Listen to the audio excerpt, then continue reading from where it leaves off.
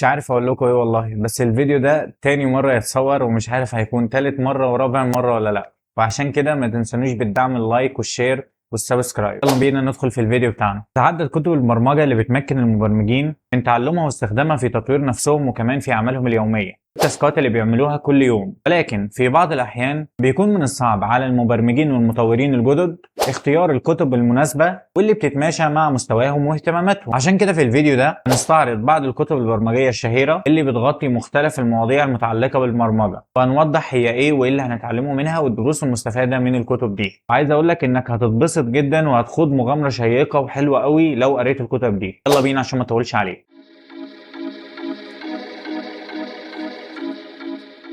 واول واهم كتاب معانا هو الكلين كود لروبرت مارتن، والكتاب ده واحد من افضل الكتب البرمجيه اللي بتعلمك ازاي تكتب كود نظيف وسهل انك تعمل له صيانه او ريفاكتورنج. روبرت بيشرح الكتاب بطريقه سهله ومبسطه، وهتلاقي فيه المفاهيم والاساليب اللي بتساعدك على كتابه الكود بشكل احسن بكتير جدا من قبل كده. واهم العناصر اللي بيشرحها وبيوضحها الكتاب وهي الكومنتس او التعليقات. الكتاب بيأكد على اهميه استخدام الكومنتس لشرح الكود بتاعك، وده عشان يكون الكود بتاعك واضح لاي حد ممكن يشوفه بعد كده. والكتاب بينصح بكتابة الكومنتس بطريقة واضحة ومختصرة وصريحة، وانك تتجنب التعليقات اللي ملهاش لازمة في الكود بتاعك. تاني حاجة معانا وهي الاسماء او النيمز، والكتاب بيعتبر اختيار الاسماء المناسبة للكلاسز والفانكشنز والفاريبلز من اهم العناصر اللي بتخلي الكود بتاعك يكون مفهوم وقابل للتعديل، وانك ما تستخدمش الاسماء الغير مفهومة او القصيرة. دايما بينصحك انك تستخدم الاسماء المفهومة والواضحة. تنظيم، الكتاب بينصح بتنظيم الكود بتاعك بطريقة منظمة ومنطقية، انك تتجنب الاكواد اللي ملهاش لازمة في الابلكيشن بتاعك، وبينصح انك ما تكررش الكود بتاعك تطبيقا لمبدأ الدراي اللي هو don't repeat yourself. وهتلاقي شرح الاساليب تقدر تستخدمها عشان تنظم الكود بتاعك. التستنج، والتستنج هو احد العناصر الاساسيه لكتابه كلين كود.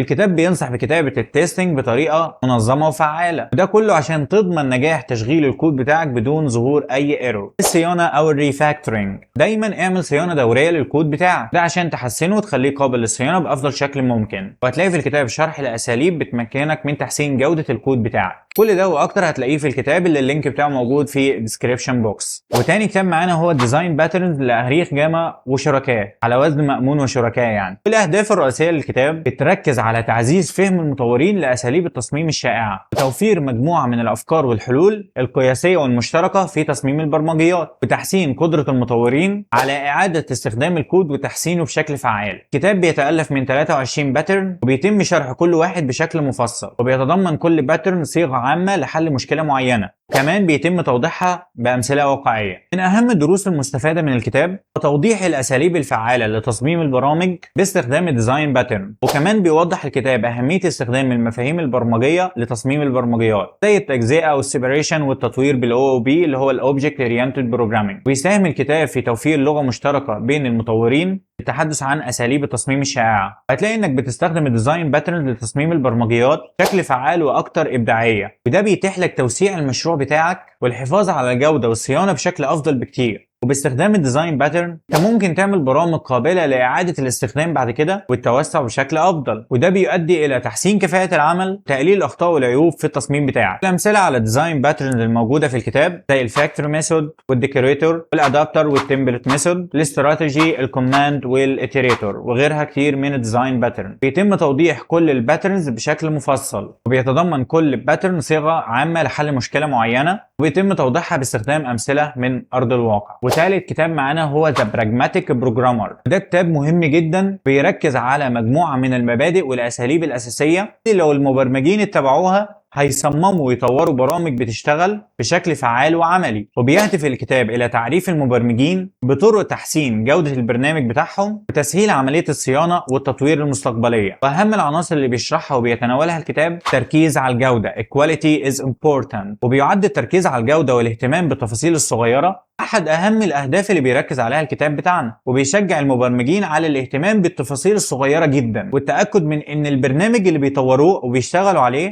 بيشتغل بشكل كويس في جميع الظروف الممكنة اللي هي الورست كيس والبيست كيس. الاتصال والتواصل فعال، بيعتبر الاتصال والتواصل فعال بين أعضاء الفريق شيء مهم جدا لنجاح أي مشروع برمجي. بيشجع الكتاب المبرمجين على التواصل فعال، بيشجع الكتاب المبرمجين على التواصل بشكل فعال وفريندلي، وإنك تبلغ عن أي مشكلة حصلت في البرنامج بتاعك على طول. إن الأهداف والرؤية لازم تكون موجودة عند أعضاء الفريق كله. إدارة المشروعات Projects Management، الكتاب بيشرح أساليب ومعايير إدارة المشروعات، ده عشان يدي دفعة للمبتدئين الجدد من تطوير نفسهم في مجال صناعة السوفت وير. ده من خلال إنه بيقولك على الأساليب المتبعة، بيخليك تعرف إزاي تحدد الأولويات بتاعتك في البرنامج، وازاي تخطط المشروع بتاعك بشكل منظم، وانه يتبع المعايير العالميه في صناعه السوفت وير. وكمان بيعلمك ازاي تتعامل مع المشاكل اللي بتتعلق بالوقت والموارد المتاحه ليك، الاتمته والادوات المساعده ليك. الكتاب بيناقش اهميه استخدام الادوات الحديثه في تحسين عمليه تطوير البرمجيات، وبيشجع المبرمجين على استخدام الاتمته والتقنيات الحديثه لتسهيل عمليات التطوير والتستنج والديبلوي، وده كله عشان تكون فاهم وعارف كل العناصر والتكنولوجي اللي بيقوم عليها المشروع بتاعك لزيادة خبرتك والتطور للمستقبل أحسن بكتير. الاستمرارية والتطوير المستمر، الكتاب بيركز على إن الاستمرار والتطوير المستمر في تحسين البرامج لازم يكون من الأساسيات عند كل مبرمج. فالكتاب بيشجع المبرمجين على العمل على تحسين عملية صناعة السوفت وير، تبني كتير من المبادئ والمعايير العملية المناسبة لتحقيق نتائج أفضل بكتير من قبل كده. وثالث كتاب معانا وهو كود كومبليت، الكتاب ده مكمل للكتاب اللي قبله، لأنه بيغطي كل ما يتعلق بكتابة الكود بتاعك، بدءا من التخطيط والتصميم وصولا إلى التستنج والريفاكتورنج. بيشرح الكتاب مجموعة من المفاهيم والأساليب اللي ممكن تستخدمها في تحسين جودة البرمجيات وتقليل الأخطاء. وأهم العناصر اللي بيوضحها لك الكتاب بشكل مفصل جدا التركيز على جودة الكود. زي ما قلنا قبل كده، لازم كل مبرمج يركز على جودة الكود بتاعه ويعمله بأفضل شكل ممكن، بيكون مفهوم بنسبة أكبر لناس تانية بعد كده، لأنك ما بتشتغلش على المشروع لوحدك، بالعكس في ناس أكتر بتراجع وراك، وده بيخليك واحد من أفضل المبرمجين اللي الكود بتاعهم منظم ومفهوم. التصميم والتخطيط، الكتاب بيناقش أهمية التصميم الجيد للكود بتاعك من خلال إنك بتخطط مسبقا للهدف من كتابة الكود، وكمان عشان تحقق الهدف أو التاسك المطلوب منك. وهتلاقي أساليب ومبادئ كتيرة جدا عشان توصل للمثالية. الأساليب العملية في البرمجة، هتلاقي عدد كبير جدا من الأساليب العملية في البرمجة اللي المبرمجين بيستخدموها لتحسين جودة الكود بتاعهم وزيادة كفاءتهم في البرمجة. والأساليب دي طبعا متاخدة من ناس تقيلة في مجال صناعة السوفت وير، فهم بيوفروا عليك الوقت والجهد. وزي ايه الأساليب دي؟ أسلوب تحسين الأداء، استخدام التعليقات، إدالة الأخطاء، وتحسين تفاعل المستخدم مع البرنامج، الاستخدام الفعال للمتغيرات والفانكشن. الكتاب بيشرح لك وبيوضح لك ازاي تستخدم المتغيرات والفانكشن بشكل فعال، وكمان ازاي تقدر تعيد استخدامها في اكتر من مكان بشكل متكرر عشان تحسن من اداء الكود بتاعك. الكتاب بيجاوبك على اسئله مهمه جدا انت نفسك سالتها، ومن الاسئله المهمه دي ازاي اهتم بجوده الكود بتاعي، ازاي اخطط للكود قبل ما اكتبه، الاساليب العمليه في البرمجه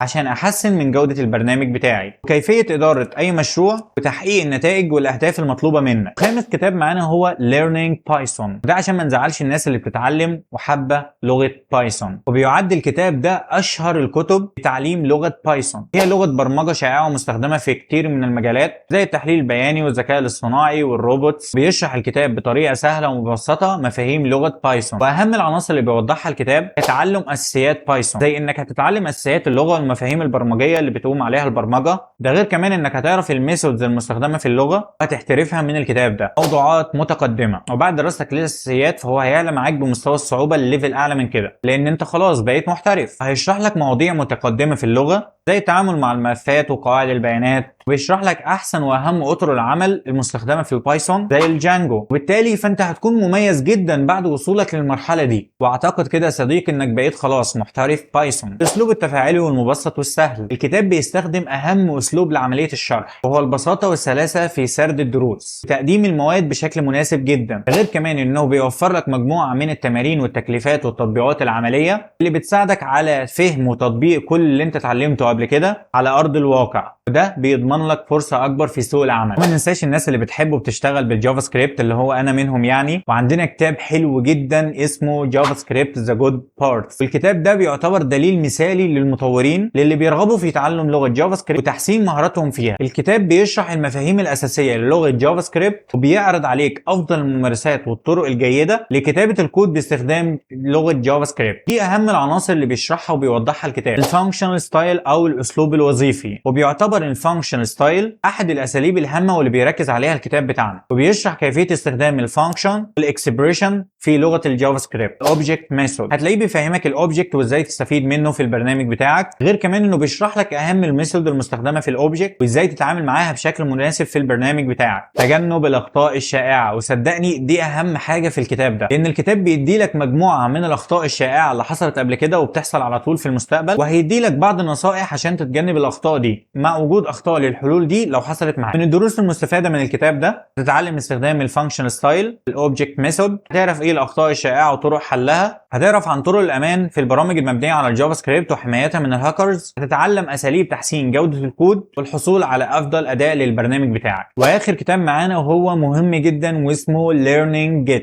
ايوه، وده خاص بالجيت اند الجيت هاب. وهنا نقول مين فينا ما بيستخدمش الجيت في المشاريع بتاعته، واللي ما يعرفش جيت فلازم قبل ما تعرف الجيت لازم تعرف مصطلح اسمه VCS، واللي هو اختصار للفيرجن كنترول سيستم، وهو نظام بيحفظ جميع التعديلات بتاعه المشروع بتاعك ايا كان المشروع على شكل نسخ، وده من خلال انه بيقدر يسجل كل التعديلات اللي حصلت في المشروع بتاعك اللي بيشتغل عليه فرد واحد او مجموعه من الافراد زي التيم بتاعك. كمان النظام بيدي لك معلومات عن الاشخاص اللي عدلوا على المشروع بتاعك وفين كان التعديل ده، وفي حاله حصول تعارض في المشروع بمعنى انه شخصين عدلوا على نفس السطر في المشروع، فالتعديلات دي طبعا بتظهر لك، مع الاحتفاظ كمان بنسخه قديمه من المشروع اللي حصل عليه تعديل قبل كده عشان لو حب الفريق بتاعك يرجع للنسخه القديمه دي. فالجيت بقى عباره عن VCS اللي هو Version Control System، نظام للاداره بس مخصص للمشاريع البرمجيه، وهو مجاني ومفتوح المصدر. هو بيعتبر مخزن زي الكونتينر كده للمشاريع والاكواد بتاعه المشروع اللي انت شغال عليها. الجيت من خلاله تقدر تنشئ حاجه زي المستودع او الكونتينر، والمستودع او الكونتينر ده بيكون تحت مراقبه الجيت عشان يسجل اي تعديلات حصلت في الكونتينر اللي انت شغال او الفولدر اللي انت شغال عليه ده. والكتاب بيشرح لك مجموعه من المواضيع واهمها اساسيات الجيت، ان الكتاب بيشرح اساسيات الجيت بدءا من التثبيت واعداد الحسابات بتاعتك الخاصه على الجيت، التكوينات الاساسيه للجيت اللي انت تشتغل عليها، وصولا الى الاوامر الاساسيه بتحديث الكونتينر او المستودعات بتاعتك واداره الاصدارات بتاعه